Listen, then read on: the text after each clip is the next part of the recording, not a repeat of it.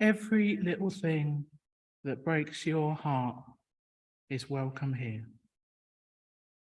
We'll make a space for it, give it its due time and praise for the wanting it represents, the longing for something more, some healing hope that remains not yet.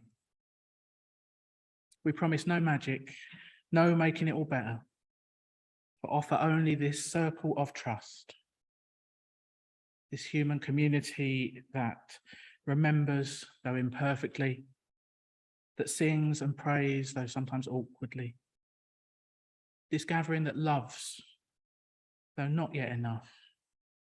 We're still practicing after all, still learning, still in need of help and partners, still becoming able to receive all this beauty and all these gifts that we each bring. So come, let us worship together. These opening words written by Gretchen Haley, they welcome all those who've gathered this morning for our Sunday service. Welcome to those who've gathered here in person in Kensington at Essex Church. Thanks to all who have joined us via Zoom from far and wide, including this morning our friends at Brighton Unitarians. It's really good to have you with us once again. For anyone who doesn't know me, my name's James Blackall and I'm Ministry Coordinator with Kensington Unitarians. If it's your first time joining us this morning, you're especially welcome. We're glad to have you with us. Perhaps you might like to hang around for a chat, drop us an email to introduce yourself, perhaps come along to one of our small groups to get to know us a bit better. There'll be opportunities to join in as we go along, but they're invitations, not obligations. And if you're a regular here, thanks for all you do to welcome all who come. We've all got a part to play in keeping the show on the road, keeping faith with our Unitarian cause during these times of uncertainty. So whoever you are, however you are, wherever you are, know that you are welcome with us just as you are this day. I hope each and every one of you find something of what you most need. Today's service is titled Back to School. It's the start of a new school year. For some, that means seeing if your uniform still fits, setting out your new pencil case. Do kids even use pencils these days? I'm not sure. For others, it means returning to campus or to online lectures and seminars. But this morning, we're going to take our cue from the saying, every day is a school day. And we'll be celebrating the joy of lifelong learning in all its forms. We'll be reflecting this hour on the many ways we can continue to learn throughout our lives. But before we go any further, let us take a moment to settle ourselves to be here now, to become fully present in this precious hour of peace wherever we may be. We consecrate this time with our presence and intention. So you might want to put down anything you don't need to be holding. You might want to scrunch up your shoulders and let them go. You might want to take one conscious breath. And as we breathe out, let's try and release anything that's stopping us from being fully here. Any preoccupations or distractions we might be carrying, let's put them aside, at least for an hour or so. I'm going to light our chalice flame now, as we do each time we gather. It's a simple ritual that connects us in solidarity with Unitarians and Unitarian Universalists the world over. And it reminds us of the proudly progressive religious tradition of which this gathering is part.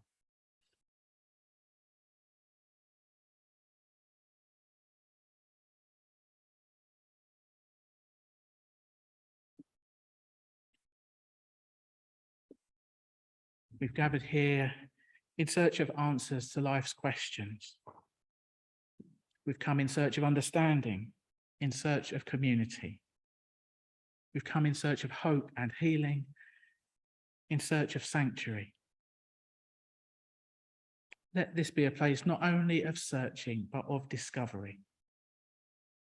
Let this place be a place of learning and also of deep wisdom. Let this be a place not only of meeting, but of true connection. And let this be a place where healing fosters giving and hope fosters service. This is our prayer. That here we may create a circle of love, ever expanding, ever growing, as we seek to sense and know the very source of our being.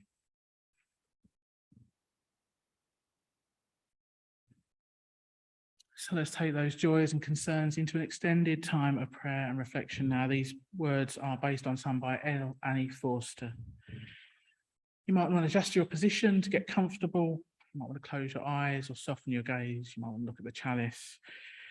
There might be some posture which helps you to feel more prayerful. Whatever works for you, whatever helps you to get into the right state of body and mind for us to pray together now, and to be fully present with that which is within us and beyond us.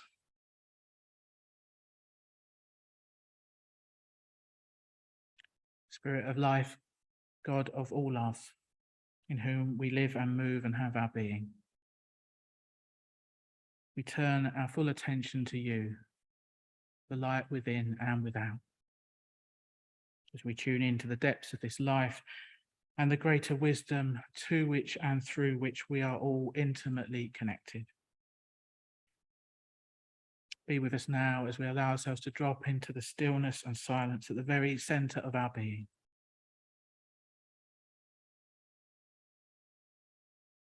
Giver of all gifts and grace, we know that life is a precious treasure.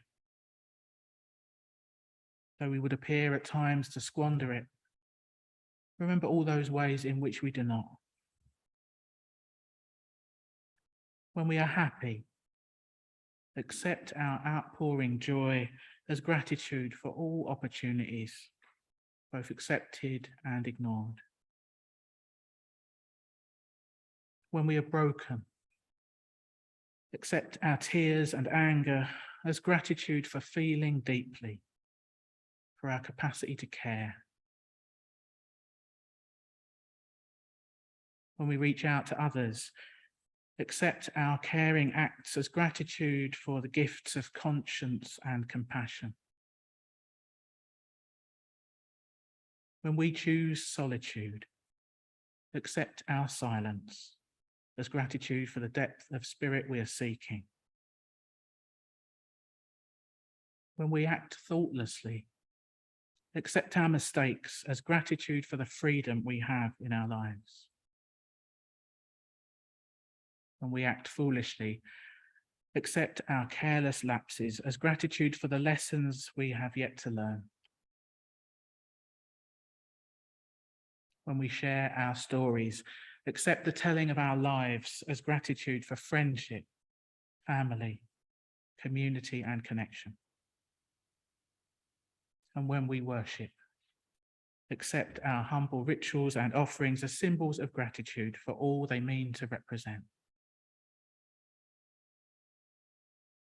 Spirit of thanksgiving, when we remember to give thanks for life and love, for knowledge and wisdom, for freedom to act and freedom from oppression, accept our omissions as unspoken gratitude for all the gifts still hidden within our trials, for the compassion that comes out of suffering, the growth we may gain through sorrow, the determination that emerges from disappointment, the healing from illness, and even for those losses that make way for new cycles of life and creation.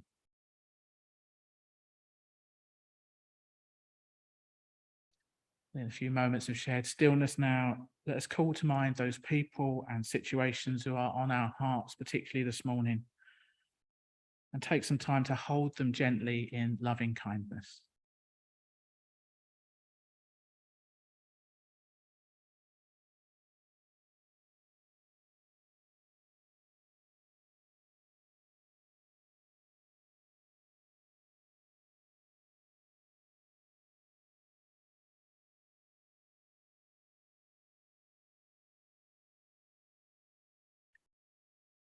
And let us hold ourselves in loving kindness too, for each of us carries our own private burdens. Let us rest in self-compassion for a while as we ask silently for what we most need this day.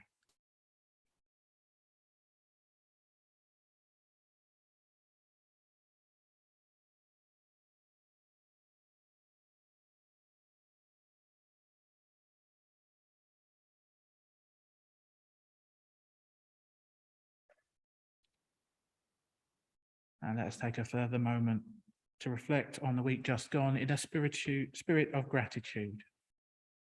Let us notice and give thanks for those blessings, be they large or small, that have helped to lift our spirits this week.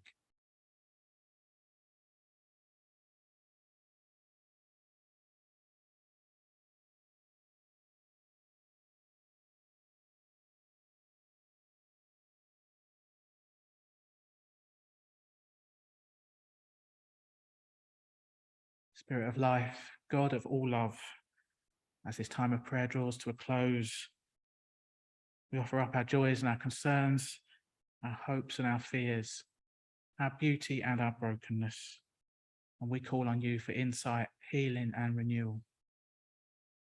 As we look forward to the coming week, help us to live well and to be our best selves, using our unique gifts in the service of love, justice and peace. Amen.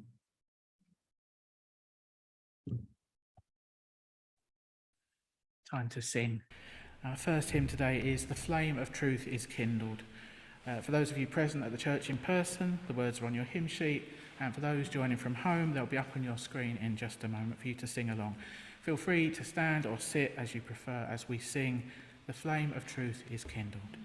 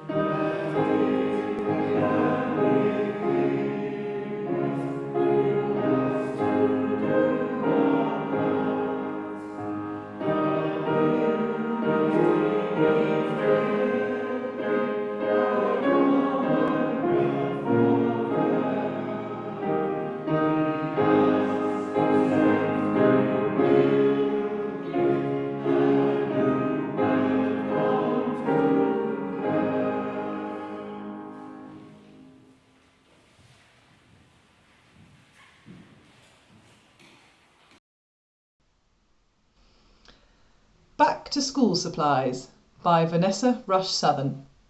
Adapted. The back to school supplies section of any store draws me like a moth to a flame. I no longer need spiral bound notebooks or number 2 pencils or a new lunchbox. I'm not sure why I'm drawn to these things, since my most recent academic endeavour is years in the past already, but I have a theory. For so many years, standing in those aisles, I could believe that my past did not determine my present. For so many years, standing in those aisles, the present was full of possibility. Entire worlds of knowledge and adolescent adventure, growth and change were possible in the year I was preparing for. Would I finally master Spanish, learn I was a whiz at physics, fall in love with Dante, the one who wrote long ago, or the one sitting next to me in class? Perhaps I would come into my own that year, like some rare flower too long in the bud. At the beginning of the school year, everything seemed possible. Now that I'm older, there is the danger of losing that sense of possibility, of thinking myself an old dog whose tricks might be modified around the edges but never really significantly changed.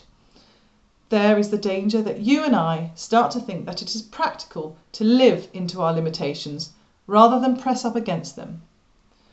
That we confuse resignation with maturity. That we give over wild rides of the mind or spirit to the young. But it is never advisable to hang up the knapsack of adventurous, expectant living for long. Maybe that is why I like school supplies. Here is this world that says, in colours and crisp white paper, that all is new and all things are possible again. Postscript. A woman was seen in Ryman's last week. Her eyes settled on a marbled blue fountain pen. When asked why she bought it, the woman told the cashier she needed a river of ink to ride into the new year. He said he didn't quite understand what she meant, but he'd seen this behaviour in this season in these aisles before.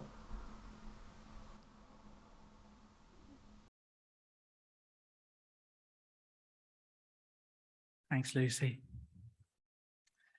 So we're moving now into a time of meditation. We're going to hear a poem to take us into the stillness today, courtesy of Antony. It's called Lessons of Another Kind by Leslie Owen Wilson, Professor Emerita of the University of Wisconsin School of Education. This poem speaks of the life of the teacher, the nature of education itself, and how, if we pay attention, we will always find that there's more for us to learn. So Antony will read the poem in a moment or two, and it will take us into 3 minutes of silence, which will end with the sound of a bell. And then we'll hear some familiar music from Sandra. So again, let's each do what we need to do to get comfortable. Adjust your position if you need to. Perhaps put down stuff, put your feet flat on the floor if it helps to ground and steady you. Maybe close your eyes. And as we always say, the words and the music, they're just an invitation, just an offering. Feel free to use this time to meditate in your own way.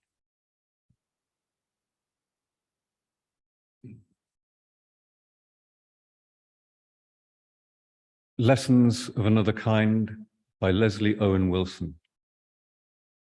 I came to teach, to see what I could find inside my students' deeper selves. I came to try and open minds before they were seamed shut. I came to channel passages, hoping to connect hearts to heads and hands. I came to entreat, to coax ennobled thoughts, ideals and love of self and others. I thought that this must come from inside out, into the essence of their beings, into relationships as connections to words and deeds and pedagogic styles. I came to probe and sometimes poke, to make them think and laugh at small and narrowed views. For I wanted them to see with their own eyes beyond the limitations of closed perceptions into the beauty and pain of others' views. I came to teach, but learned instead that they had just as much to say to me. Their lessons were often raw, sometimes unformed, and yet complex. I came to give, and yet was given. For through their gifts I saw anew that I must learn to guard against complacency, conclusions, and the allure of too soon ends. I came to grow, unknowingly, to shed my false new scholar's skin and metamorphose into something new and strange, something far beyond the shadows of my old instructive self. I came to teach, but was changed in other ways, and now remember that life is still a two-way street. These were lessons I needed to commit to memory again. Perhaps it is enough to say I came to teach, but learned instead.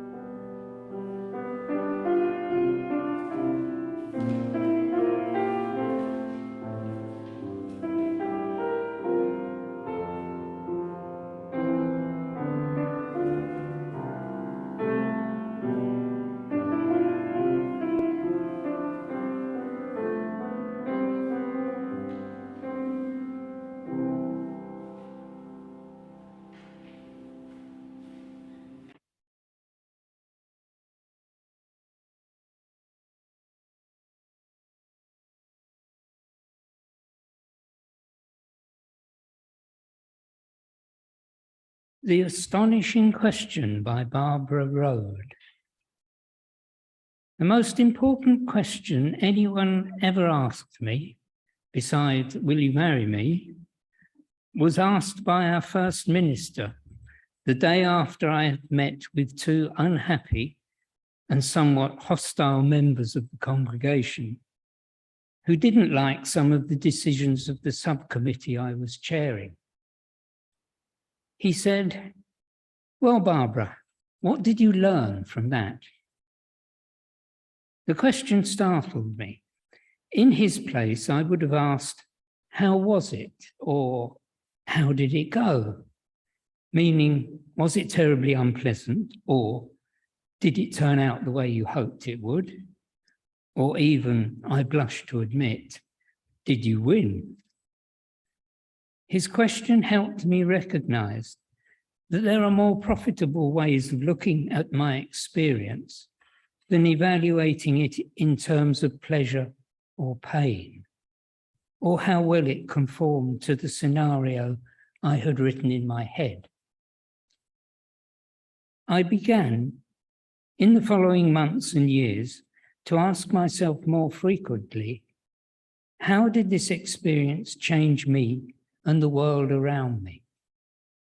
What did this experience tell me about the nature of reality? I began to find that my life suffered unless I maintained the balance of action and contemplation. I found it difficult to possess my experience unless I took time to reflect upon it. I have become addicted to keeping a journal. Although my journal often contains a factual account of an experience, or expresses the myriad of feelings that accompany that experience, more often I use the journal to search for the meaning within the experience, to understand what the experience says to the rest of my life. Little by little, I am learning that it is not enough merely to taste life to see if it is sweet or bitter. One must discover the nourishing kernel of truth within one's experience and make it part of one's self.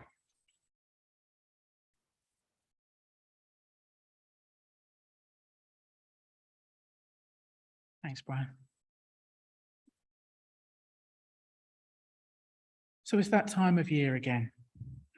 Even if you're not personally going back to school this week, even if no one in your house is gearing up to return and there's been no last-minute dash to buy a new school uniform, there's still a certain back-to-school feeling that descends on many of us this time of year. Perhaps like Vanessa Rush Southern in that reading that Lucy gave for us earlier, you've been minding your own business in Tesco or WH Smith, when under the influence of a back-to-school display, you've suddenly become overcome by a pressing urge to get yourself a new pencil case or lunchbox. These sort of rituals which mark the start of a new school year, they suggest, as Vanessa Rush Southern said, that all is new and all things are possible again.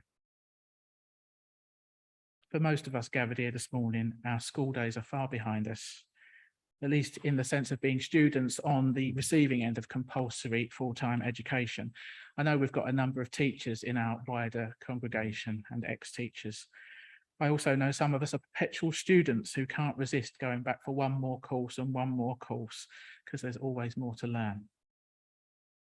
And that's something we're affirming in this morning's service. Our learning is never done. We learn in all manner of different ways over the course of a lifetime. And a commitment to lifelong learning is something worth celebrating today. As Krishnamurti said, there is no end to education. It's not that you read a book, pass an examination, and finish with education. The whole of life, from the moment you're born to the moment you die, is a process of learning.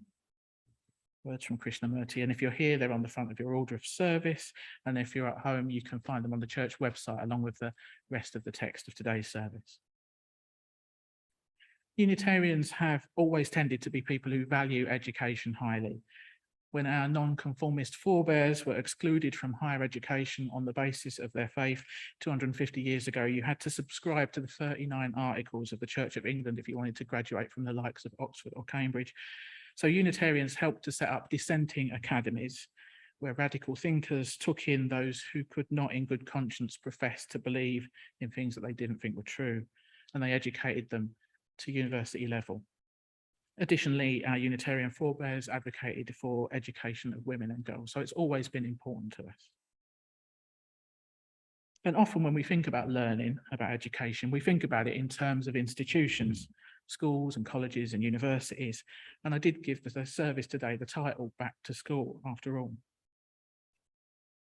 But I wonder what the word school even evokes in you. Juliet alluded to this earlier. Maybe the school days were the best days of your life. Maybe they were a bit more of a mixed bag. Maybe it was a downright traumatic experience. I know that's the case for many. I'd put myself in the mixed bag category. I loved to learn. Academic type learning suited me pretty well. But rubbing along with other kids who didn't love school had its challenging moments. However, weirdly, before I'd even left primary school, this idea of lifelong learning had caught my imagination.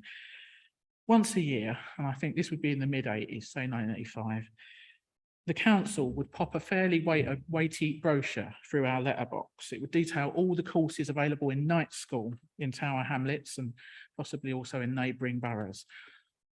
Poring over the pages of this brochure was right up there with studying the Argos catalogue and picking out my Christmas list. It's the smorgasbord of possibilities for adult education back in the 80s was quite phenomenal. And I used to dream of working my way through all the options one day. Would I sign up for woodwork or pottery, jazz guitar or sign language?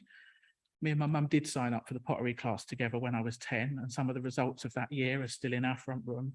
My dad signed up for the woodwork class, and then he built his own shed and our outhouse. So I would say that's a big win for adult education. These sort of accessible self-improvement classes were life-changing for a lot of people. But within a year or two, of course, government cuts meant the range of courses began to shrink. Many adult education centres were downsized or closed altogether, and I never had a big brochure to get excited about again. That was and is a crying shame. Anything that curtails access to education, anything which makes it a privilege only for the rich, anything which saddles people with lifelong debt, surely that is to be vigorously resisted. Still, there are many different ways to learn, and arguably only a small proportion of our learning happens in classrooms. In our earliest years, we learn less formally from family and caregivers. We pick stuff up from the world around us, from the TV. If, like me, you grew up in a family that was big on TV quiz shows, you probably committed the capital of Burkina Faso to memory from an early age.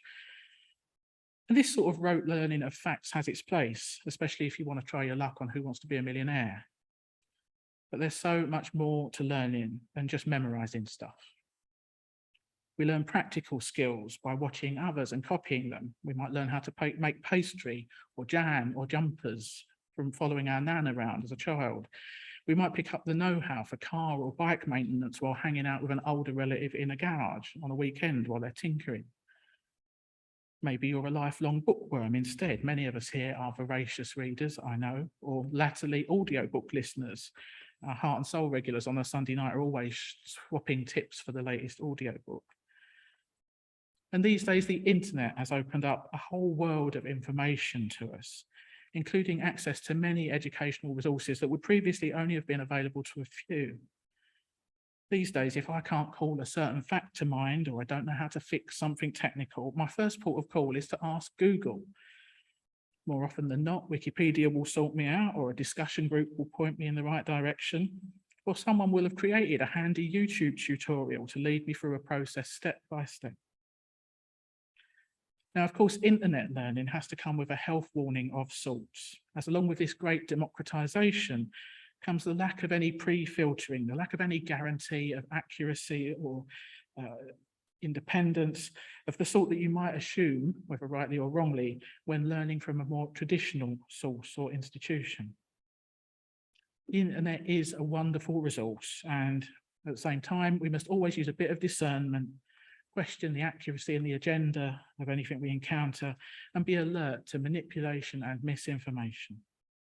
In truth, the same goes for any source of learning, but perhaps both the risks and the rewards are somewhat amplified in the online sphere.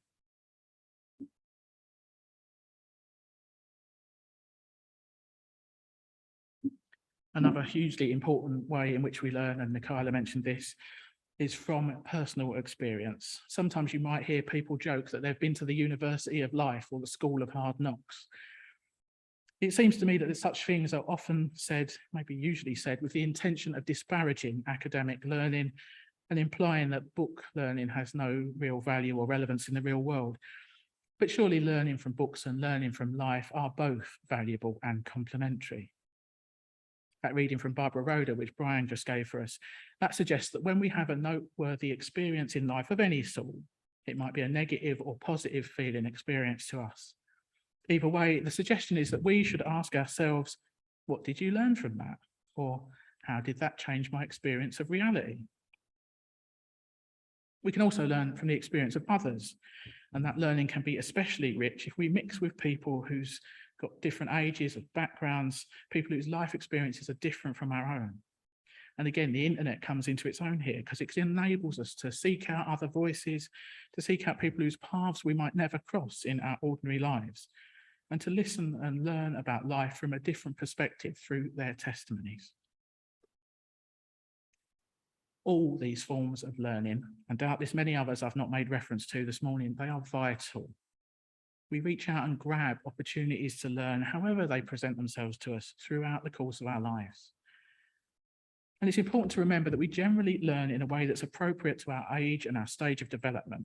At first, we might be presented with a simplified way of understanding things, and over time, our understanding will gradually become more sophisticated as greater nuance and complexity is introduced into the picture.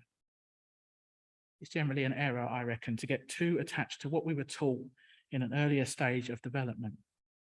If we don't remain open to revising, refining, and rethinking, we can get stuck.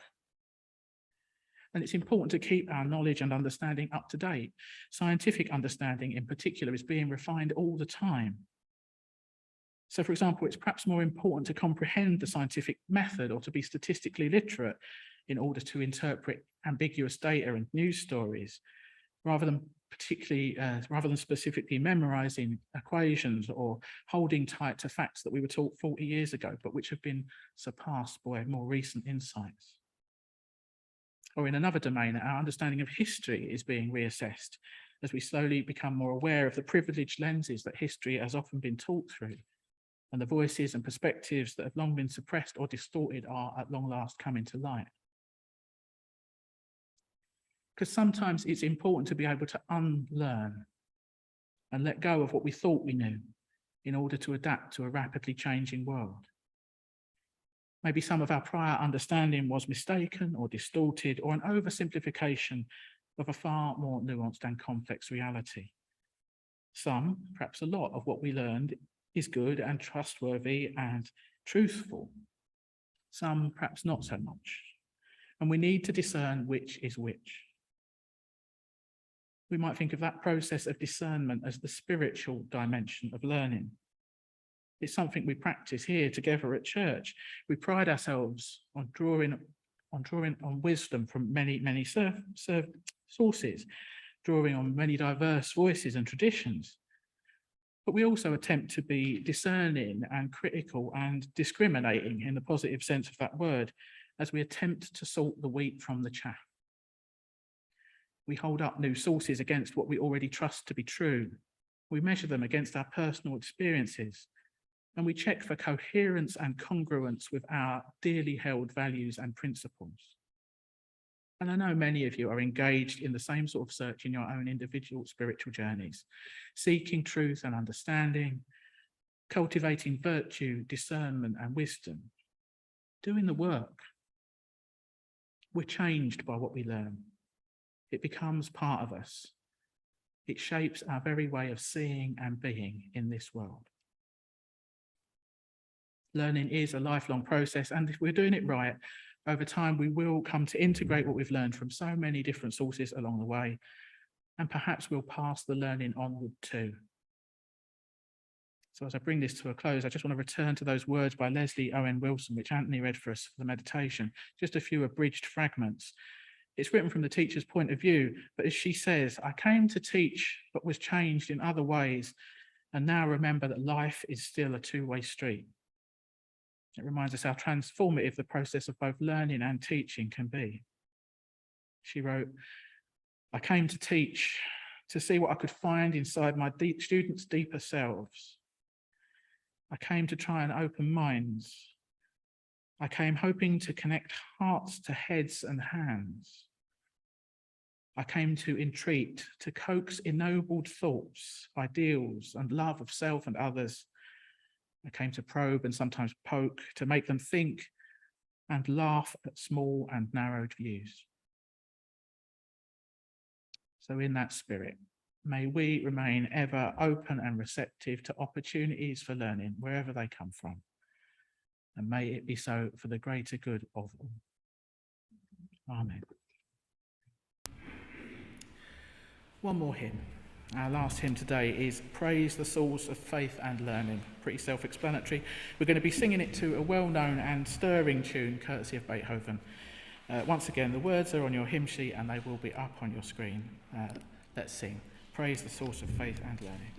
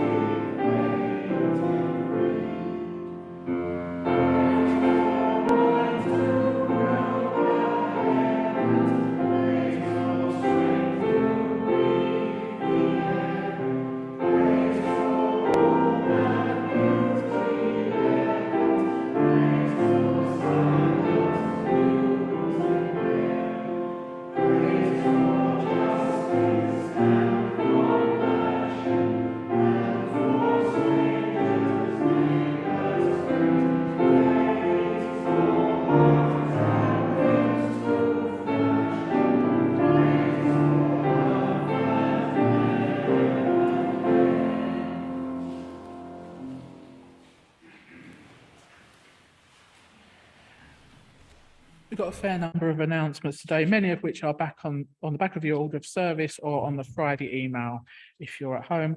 Thanks to Ramona for tech hosting all on her own today for the first time. Didn't you do well?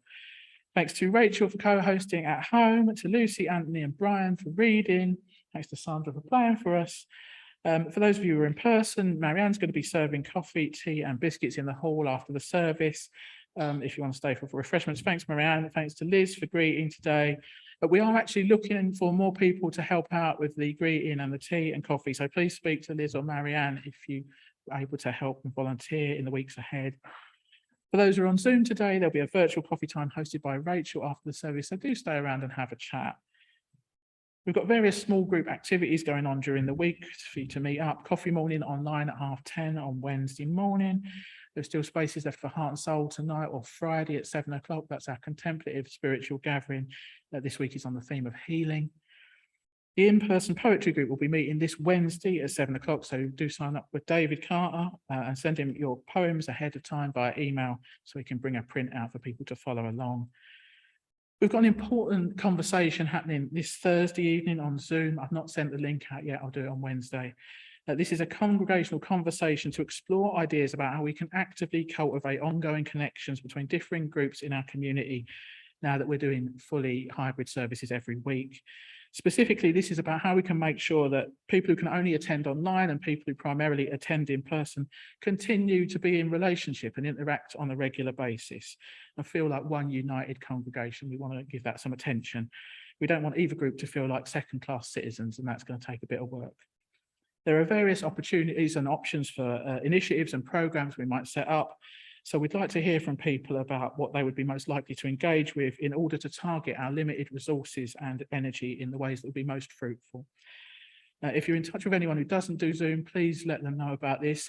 It would be possible for us to do a watch party at church so that people who haven't got a computer or internet could join in that meeting from the church. But I would need to know in the next day or so to set that up. So do let me know. Yeah, I hope to see many of you at that meeting on Thursday evening. This come Thursday on Zoom at 7 o'clock, and I will send round an email probably on Wednesday with a reminder and the link. It's just that if anyone wants to actually physically come to church, I've not set anyone up to facilitate that yet, so I'd need to know about that sooner rather than later. Next Sunday service is a gather in the waters. This is a simple ritual of ingathering at summer's end. People have been gallivanting over the summer. We symbolically enact coming together again through bringing water to church and pouring it into a common bowl. You absolutely can join in from home. Please have your water and something to pour it into to hand. And as you pour it at home, we'll pour one for you here. We're gathering as one community wherever we are. And the congregation very much has a life beyond Sunday mornings. We encourage you to keep in touch and look out for each other. Let's do what we can to nurture supportive connections. I think that's it. Jane, can I add one more thing? Hello. It's the Mid-Autumn Festival on Sunday, next Sunday. And I'll be in the church on Sunday afternoon telling stories of the Autumn Moon Festival, very important Harvest Moon Festival. And I've now contemporized those stories so that they're relevant to climate change and to feminism. So do come. And it's for adults and little ones too. I managed to tell the stories and entertain both. I just wanted to add that. I hope you don't mind. Thanks, Veronica. If you send me the information, I'll make sure that's in next Friday's email so that people have a bit more information. Just our closing words and closing music now. I send you out now to share yourself with the world once again. May its promise and complexity set your mind ablaze. May you hold fast to what your life has taught you. May you seek truth and question everything. And when you've changed the world and the world has changed you, may you return again to this place and share what you have learned with us. May it be so for the greater good of all. Amen.